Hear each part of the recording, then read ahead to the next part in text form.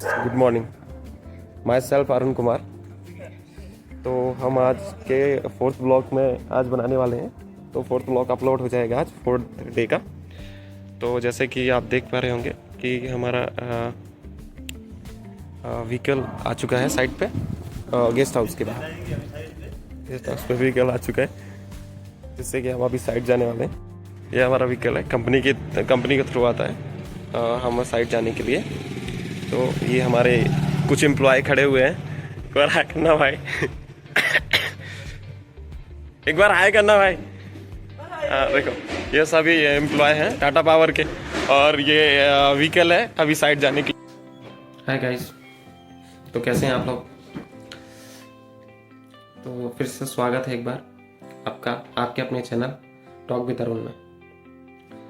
जैसा कि मैं आपको अभी दिखा चुका हूँ कि हम लोग साइड से गेस्ट हाउस और गेस्ट हाउस से साइड जाने के लिए कंपनी हमें व्हीकल प्रोवाइड कराती है। और हम जब साइड ऑफिस से हम साइड पे एक्टिविटी को विटनेस करने के लिए या क्वालिटी चेकिंग के लिए भी जाते हैं, तो उसके लिए भी कंपनी हमें व्हीकल प्रोवाइड कराती है। तो ये तो होगी टाटा की फैसिलिटी के रिगार्डिंग जो हमें मिलती है साइट पर और गेस्ट हाउस में रहना, लॉन्ड्री, किचन, कैंटीन और सारी सुविधाएं कंपनी द्वारा ही हमें प्रोवाइड की जाती हैं। तो ये कंपनी की फैसिलिटी के बारे में हो गया ऑन साइट। तो जैसा कि मैंने कल डिस्कस किया था आपसे कि हम लोग आज डिस्कस करेंगे कि मेरा पहला दिन टाटा की सबसे बड़ी site HAVNL project 1000 megawatt HAVNL project में क्या हमारा पहला दिन कैसा रहा, तो आज उसका ही बारे में डिस्कस करेंगे। तो शुरू करते हैं। देखो फर्स्ट डे जैसा कि अभी मैं दिखाया, व्हीकल से हम जाने गेस्ट हाउस आ जाता है, उससे हम साइड जाते हैं। सेम ऐसे ही हम फर्स्ट डे जागे, देन तैयार होकर के 7:30 पर अपने गेस्ट हाउस से निकल गए साइड के लिए। साइड जाते टाइम उस टाइम हमारा साइड करीब गेस्ट हाउस से 60 to 70 किलोमीटर डिस्टेंस पे था। तो हम लोगों को जाते हुए लगभग 1 से 1.5 हावर का टाइम लग गया। और हम लोग जब साइट पहुंचे तो साइट पे देखा कि यार जो अभी तक देखा था रेगिस्तान में वही है। चारों तरफ सैंड, और उस सैंड के चारों तरफ सैंड और हमारा वहाँ उस सैंड के बीचों बीच हमारा एक ऑफिस, जिसमें हमारे सारे quality, execution, safety and procurement and planner सारे ऑफिसर्स बैठे हुए थे अपने अलग अलग ऑफिस में। जैसे कि यहाँ पर ऑफिस बने हुए हैं, कैबिन है कंटेनर में, तो वैसे ही वहाँ पे व्यवस्थित थे। तो इसमें क्या है, हम लोग बात कर लेते हैं। मैं पहुंचा तो क्या हुआ, जब मैं पहुंचा साइट पे, तो जब हम साइट पे पहुंचे और हमने अपने सीनियरों से मिला, उस टाइम हमारे सीनियर रहा थे, मैं उनका नाम भी लेना चाहूँगा। बहुत ही अच्छे सीनियर हमको मिले। वैसे बेसिकली होता है कॉर्पोरेट में जाने पर या किसी भी कंपनी जाने पर सीनियर अच्छे नहीं मिलते हैं कई बार, लेकिन हमारे यहाँ पे जो सीनियर मुझे मिले या मेरी टीम को जो उस टाइम ज्वाइन किए थे मिले, तो वाकई वो काबिल तारीफ थे। एक्सपीरियंस से भरे हुए, हर चीज़ का नॉलेज, आईएस कोड हो, स्टैंडर्ड कोड हो, प्रोसीजर हो, हर चीज़ों से एकदम फुल्ली क्वालिफाइड एंड स्किल्ड।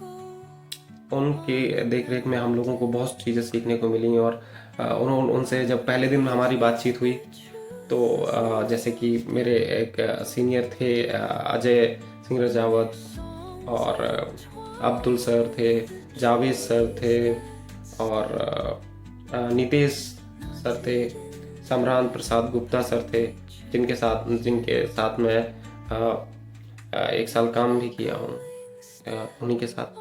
तो बाद में बात करेंगे। और एक हमारे गुजरात से थे किशन सर। तो सब मैं जैसा कि आपको बता चुका हूँ, सबके अंदर टैलेंट और एक्सपीरियंस की कोई कमी नहीं थी।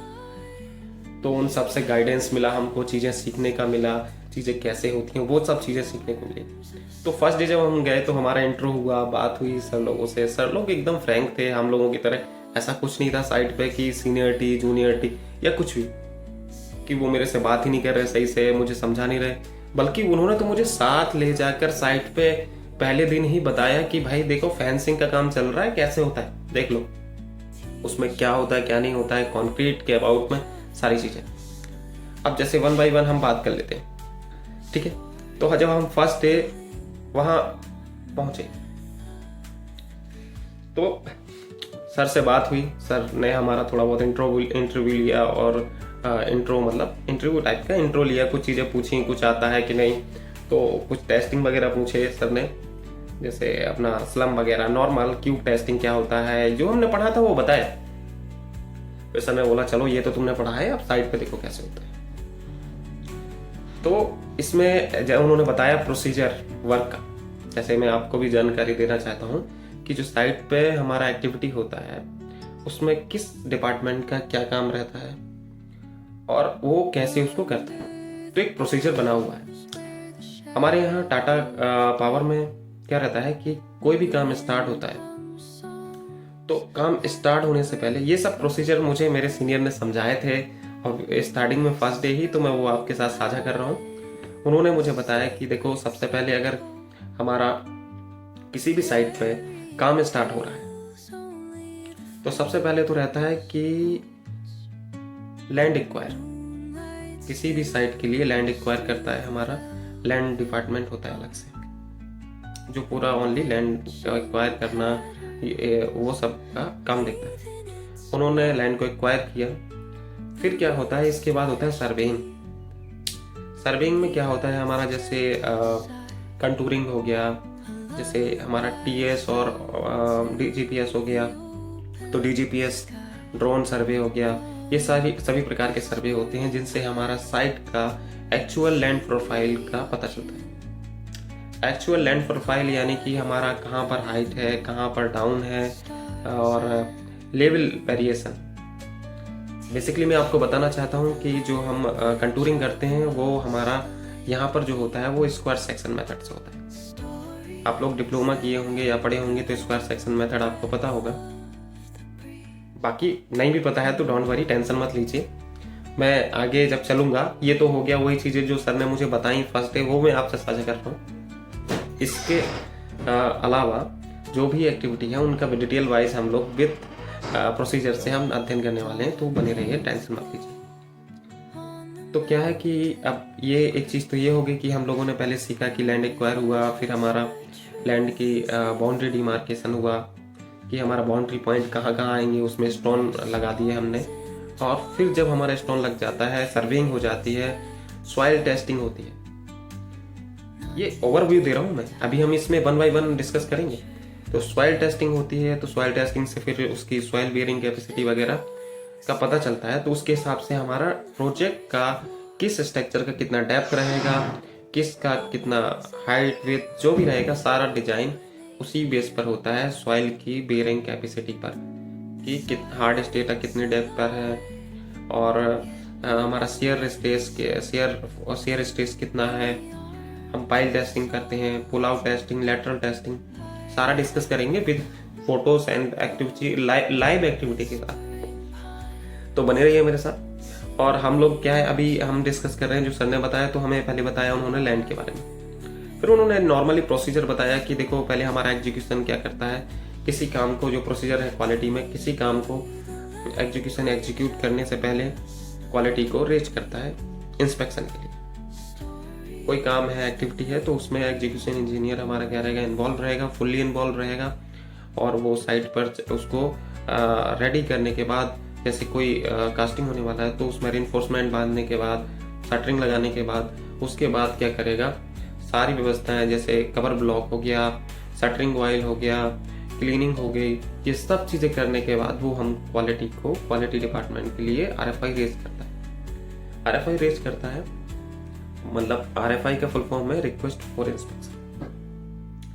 वो हमको बोलता है कि भाई रेडी हो गया है, आप आके एक बार चेक कर लो, अपना क्लियरेंस दे दो। तो क्वालिटी डिपार्टमेंट का काम ये होता है कि वहां जाके चेक करना, प्रॉपरली ड्राइंग से चेक करना कि जो ड्राइंग में है वही है साइट पे कि नहीं है, और अगर वही है तो उसमें कोई स्टैंडर्ड डेविएशन तो नहीं है, जैसे शटरिंग ऑयल नहीं लगाया है, कई बार कवर ब्लॉक प्रॉपर नहीं है, रेनफोर्समेंट स्पेसिंग प्रॉपर नहीं है, वो सब चीज़ें क्वालिटी का चेकिंग का रहता है। और लोकेशन की हाँ यहीं आ रहा था ना, ऐसा तो नहीं कि दूसरी जगह कर दिया, तो वो सब चीज़ें। तो ये हो गया प्रोसीजर, RFI हुई, क्वालिटी क्लियर होता है, तो देन उसके बाद कास्टिंग होगी या कोई भी काम एग्जीक्यूट होगा। तो क्वालिटी का बहुत बड़ा रोल है इसमें। और क्वालिटी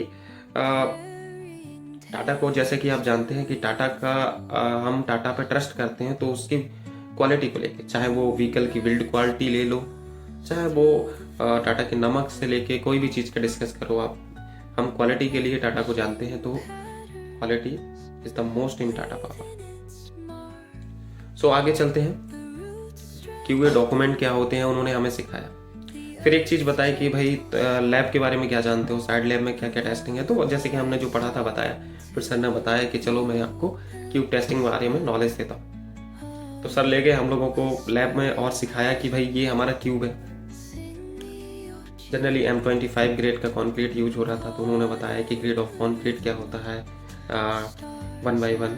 फिर ग्रेड ऑफ कॉन्क्रीट का नॉमिनल में क्या रेशियो रहता है। हम डिज़ाइन मिक्स करवाते हैं, डिज़ाइन मिक्स के बाद उसका टेस्टिंग में स्ट्रेंथ को कैसे मेजर करते हैं या आइडेंटिफाई करते हैं कि हाँ हमारा ये क्यूब क्लियर है। क्यूब के बेस पर हमारा स्ट्रक्चर का स्ट्रेंथ डिफाइन होता है।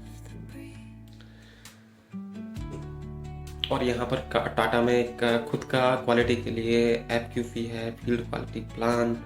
तो FQP के बेस पर ही चल रहा है।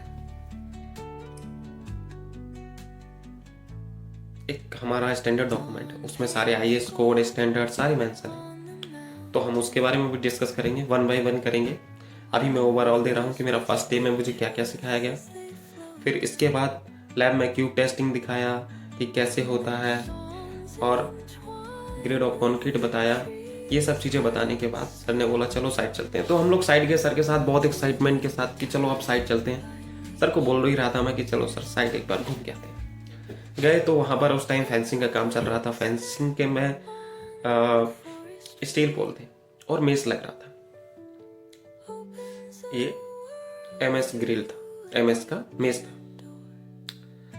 डायगोनली वो एक दूसरे से अटैच रहता है, जो वैसा। मैं पिक्चर वगैरह दिखा दूंगा आपको, डोंट वरी। तो क्या हुआ कि हमने देखा स्टार्टिंग में कि उन्होंने क्या किया कि जो हमारा बाउंड्री के पिलर डिमार्केशन था, जो हमने पत्थर लगाए हुए थे, उसी के हिसाब से हम लोगों ने पोल का एक डिस्टेंस ड्राइंग में मेंशन था कि एक पोल से दूसरे पोल का डिस्टेंस क्या, डिस्टेंस मेजर करके उसमें ऑगर किया गया।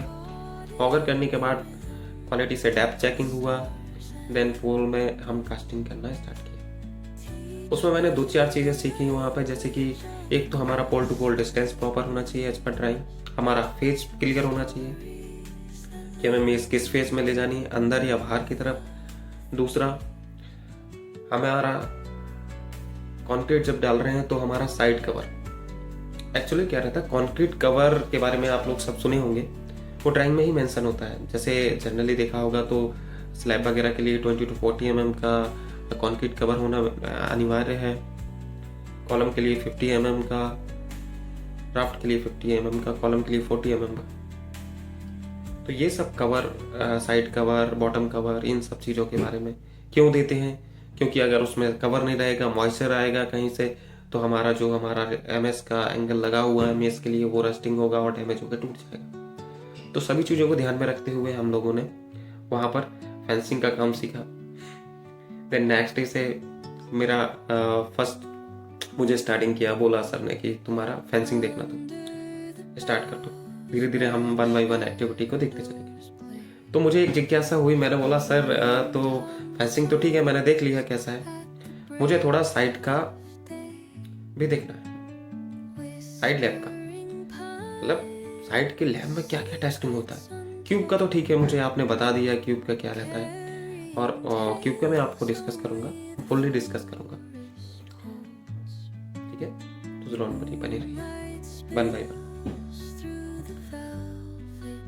तो उन्होंने फिर बताया कि ठीक है, कल से तुम्हें लैब के टेस्टिंग के बारे में बताते। तो आज का ब्लॉग करते हैं यहीं ख़त्म, और कल से करेंगे हम शुरुआत। जैसे कि मैं अभी आपको बताया कि मुझे अगले दिन से लैब टेस्टिंग के बारे में नॉलेज दिया जाने वाला था। तो हम लोग कल डिस्कस करेंगे साइड लैब में टेस्टिंग के बारे में। फर्स्ट देखेंगे क्यूब टेस्टिंग, इसी क्रम में हम सेकेंड थर्ड ऐसे टेस्टिंग में चलते रहेंगे। जब हमारा टेस्टिंग क्लियर होगा तब हम देखेंगे साइट में activity wise work. Don't worry, आप टेंशन मत लीजिएगा, मैं 1 बाय 1 डिस्कस करने वाला हूँ आप लोगों के साथ सारी चीज़ें, before the starting of project and after starting the project, सारी चीज़ें 1 बाय 1 डिस्कस करने वाला हूँ। सो डोंट वरी, बेझिझक रहिए और टेंशन मत लीजिए और बने रहिए आपके अपने चैनल टॉक विद अरुण में मेरे साथ अरुण कुमार। जय हिंद।